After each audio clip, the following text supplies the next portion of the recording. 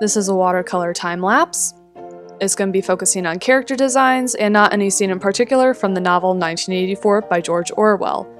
First we have O'Brien, or, if you will, Garbage Boy Stink Man, who's all the way to the left.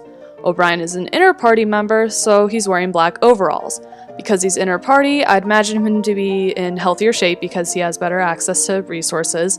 I also imagine him being taller because that's imposing, which follows through from him being in the inner party.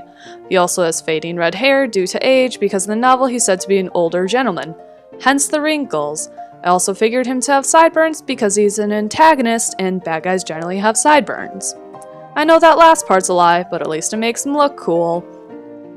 Next is Big Brother, also definitely known as Gigantic Sibling, who's on the poster in the middle. I think because he represents the party and is used for propaganda, he would look intimidating.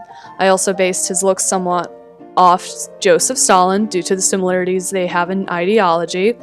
I think he has a gray streak going through his hair because it shows maturity, and that Big Brother, also known as Gigantic Sibling, isn't some high schooler who's constantly trying to impress his teacher with his mediocre Fortnite skills. Finally, there's Winston, the space ape from Overwatch. He's outer party, so he has blue overalls.